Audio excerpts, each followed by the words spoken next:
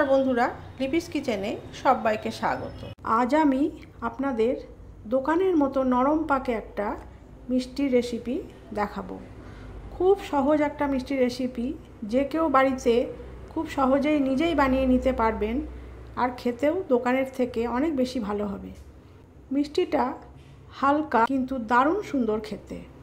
মিষ্টিটা হচ্ছে কাঁচা গোল্লা। শেষ পর্যন্ত রেসিপিটা দেখার জন্য অনুরোধ রইল। তাহলে চলুন দেখে নেওয়া যাক কীভাবে আমি মিষ্টিটা তৈরি করি। মিষ্টিটা তৈরি করার জন্য এখানে আমি 750 ml দুধ থেকে ছানাটা কাটিয়ে নিয়েছি। এই ছানা ফাটানো রেসিপিটা কিন্তু আমার চ্যানেলে দেওয়া আছে, যদি আপনাদের মনে হয় তাহলে আপনারা ওখান থেকে দেখে নিতে পারবেন। তাহলে এই ছানাটা আমি এবারে দেখুন, খুব কিন্তু আমি জল ঝরাইনি, জলটা এমনভাবে আমি ছেঁকে বের করে দিয়েছি, একদম কিন্তু ড্রাই হয়ে যায়নি, নরম আছে। একদম ছেঁকে বের করে দিলে ময়েশ্চারটা থাকে না। এবারে আমি এই ছানাটাকে দুভাগে ভাগ করে নেব।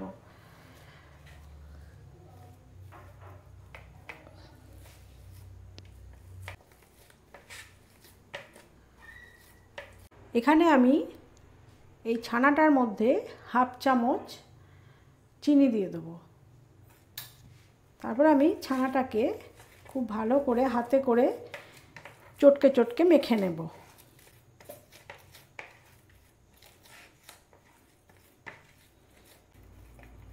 দেখুন, ছানাটা কিন্তু খুব ভালোভাবে মাখা হয়ে গেছে। এবারে আমি ছানাটা দিয়ে মিষ্টিটা তৈরি করব, চলুন দেখে নেওয়া যাক। এবারে আমি গ্যাসটা জ্বালিয়ে দেব। এবারে মেখে রাখা ছানাটা দিয়ে দেব।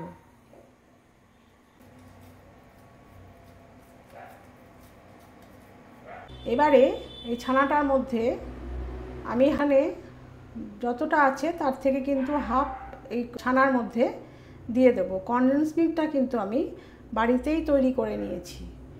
এই কনডেন্স মিল্কের রেসিপিটা যদি দেখতে হয় আমার চ্যানেলে দেওয়া আছে, আপনারা দেখে নিতে পারেন। গুঁড়ো দুধ দিয়ে কিভাবে আমি বাড়িতে কনডেন্স মিল্কটা তৈরি করে নিয়েছি।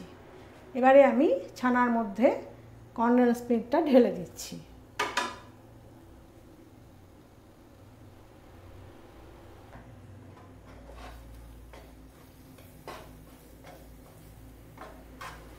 এই কনডেন্স মিল্কটা আমি সুগার ফ্রি দিয়ে তৈরি করে নিয়েছি।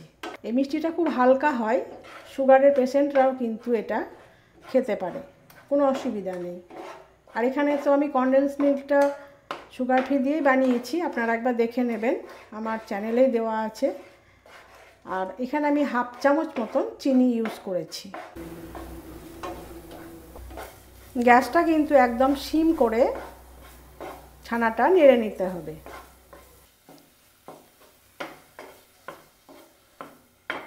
এটা কিন্তু এই অবস্থায় আমি এবারে নামিয়ে নেব।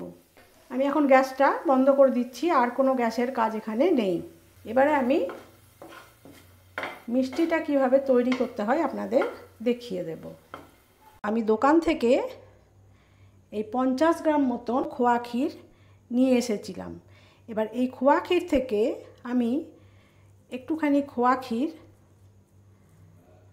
এইটুকু মতো খোয়া ক্ষীর আমি এবার এর সাথে ভালো করে মেখে নেব। এটা দেখুন হালকা গরম থাকতে থাকতে কিন্তু মেখে নিতে হবে, তা না হলে এটা শক্ত হলে মিষ্টিটা কিন্তু ভালোভাবে তৈরি হবে না। প্রথমেই খোয়া ক্ষীরটা এটার সাথে মেখে নেব খুব ভালো করে। তারপরে এবার এই ছানাটা আমি এর সাথে মিশিয়ে দেব। এটা খুব ভালো করে মেখে নিতে হবে।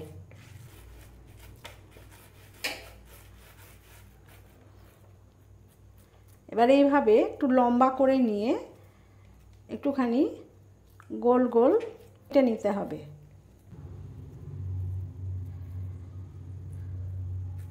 সাইজগুলো আমি আরেকটুখানি বড় করে দেব। তার জন্যে এখানে আমি একটা মিষ্টি ভেঙে দিয়ে এগুলোর সাথে লাগিয়ে দিলাম। এবার এটা একটু হাতে করে ভালো করে গোল গোল করে নিতে হবে।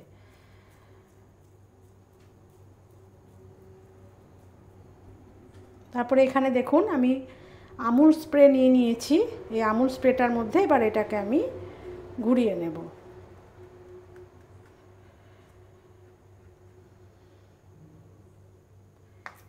আমার একটা মিষ্টি তৈরি হয়ে গেল।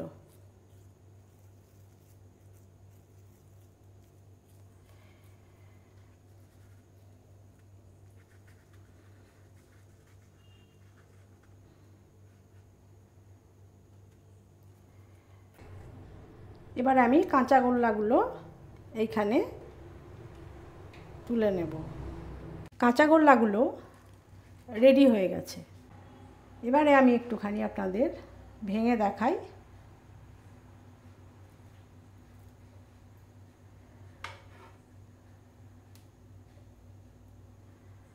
দেখুন ভীষণ নরম পাকের হয়, খুব হালকা মিষ্টি। সামনেই ভাই বোনের রাখি বন্ধন উৎসব আসছে। আপনারা অতি অবশ্যই মিষ্টিটা বাড়িতে তৈরি করুন, ভীষণ সুন্দর খেতে। কমেন্ট করে আমাকে জানাবেন কীরকম লাগলো। যদি রেসিপিটা ভালো লেগে থাকে তাহলে চ্যানেলটিকে লাইক করুন, শেয়ার করুন, সাবস্ক্রাইব করে পাশে থাকা বেল আইকনটি প্রেস করে রাখুন। তাহলে আমি যখনই নতুন কোনো ভিডিও আপলোড করব তার নোটিফিকেশান আপনাদের কাছে খুব তাড়াতাড়ি পৌঁছে যাবে। আজ এই পর্যন্তই। সবাই ভালো থাকুন, ভালো খান, সুস্থ থাকুন।